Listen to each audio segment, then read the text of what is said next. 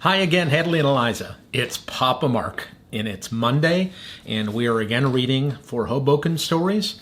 We're now on chapter 5 today. Sorry I'm a little late today. I had to go back to work today, so I'm still going to make these every day, and I'll make them when I can and get them to you because I miss you guys so much. So anyways, chapter 5. Remember yesterday was the dog show where Edward won all the ribbons and prizes? So chapter 5. After a while, things began to quiet down. Steve had bragged to everyone in town, and Edward had wandered off to nap in the alley beside the Magic Moscow. Steve spent a lot of time looking at his trophies and ribbons. He was really happy. The milkman came by without Cheryl, and Steve told him how Edward had beaten 400 Malamutes at the dog show. Every time he told the story, he'd add a few dogs to the number and make the competition seem stiffer. Bruce the milkman was a little jealous, I could tell. Even though he claimed Cheryl was the smartest horse in the world, it would be too far-fetched to claim that she had ever been in, much less won a horse show. Still, he tried to be a good sport, and he congratulated Steve. While Steve and Bruce the milkman were talking, a stranger came into the Magic Moscow. He was tall and neat-looking, with one of those thin mustaches. He had high boots and a sort of cowboy hat. When Steve saw the stranger, his mouth dropped open and his eyes opened wide. "Excuse me," said the stranger. "I'm trying to find the park. There's supposed to be a big dog show there today, and I'm afraid I've missed it. The traffic on the New Jersey Turnpike was just awful."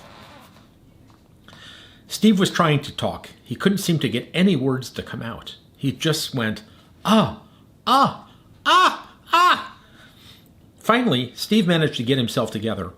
"It's Sergeant Schwartz," he shouted. "It's Sergeant Schwartz of the Yukon right here in my store." Then he fainted. He didn't actually faint all the way out cold on the floor. He just staggered and had to grab the counter for support. "Are you all right, old man?" Sergeant Schwartz asked and patted Steve on the shoulder. "He patted me on the shoulder," Steve shouted. "He called me old man. Then he fainted again." Bruce the milkman explained, "He's a big fan of yours." "I didn't know I had any fans left," Sergeant Schwartz said. "I haven't worked in years." Sergeant Schwartz of the Yukon... Sorry, I had something on my tongue. Sorry. Sergeant Schwartz of the Yukon and Bruce the milkman led Steve to a chair and lowered him into it. He was muttering, "Right here in my store. Sergeant Schwartz of the Yukon. Right here. It's too much. It's too much." Sergeant Schwartz's real name was Pierre Beeswax. He was an actor who played the famous Mountie on television, but there was no explaining that to Steve, who insisted he was nobody other than his hero, Sergeant Schwartz. Outside the Magic Moscow, there was a really gaudy panel truck. It was bright red and really shiny, with gold letters and a picture of an Alaskan Malamute. In gold letters on the side of the truck were the words, "Hercules, great dog of the North." "Mr. Beeswax," I said, "is Hercules out there in the truck?"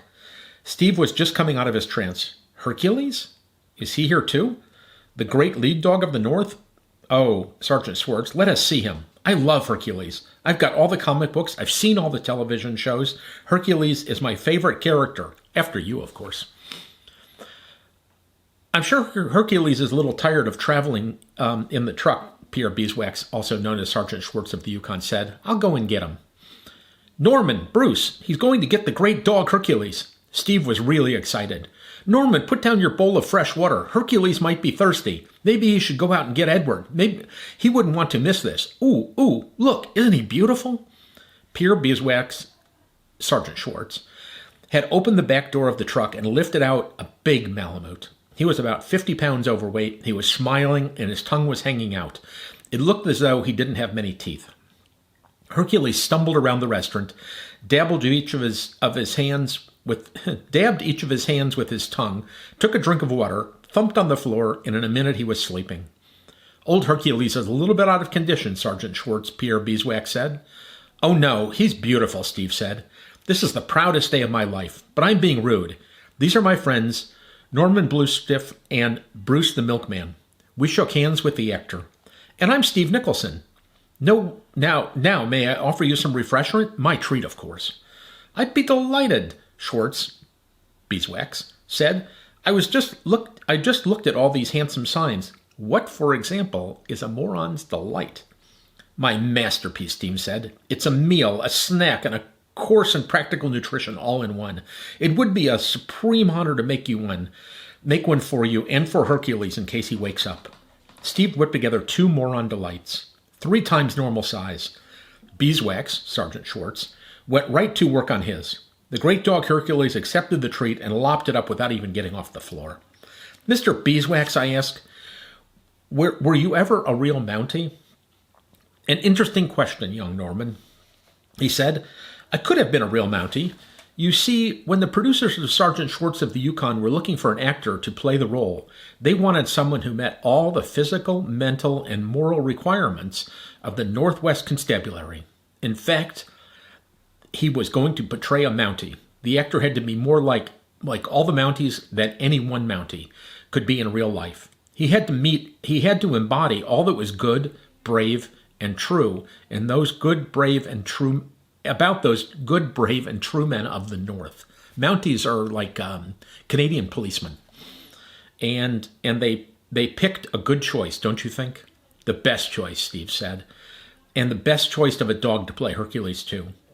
In fact, I am an honorary Mountie, Pierre Beeswax continued, and I am a natural detective.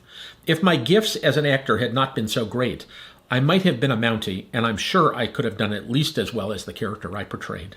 Sergeant Schwartz, I have a surprise for you, Steve said. My dog, who took all the prizes at the dog show, is a grandson of Hercules. No fooling, Beeswax said. I'd be pleased to meet him. He's just out back, Steve said. I'll go and get him. He started for the back door and paused. I'm sure if Hercules had been there on time, he would have won. Naturally, said Pierre Beeswax, Sergeant Schwartz. We heard Steve whistling and calling in the alley. He then came back into the Magic Moscow. He was very pale. Edward is gone, he said. That's the end of chapter 5. See you tomorrow for chapter 6. Love you both.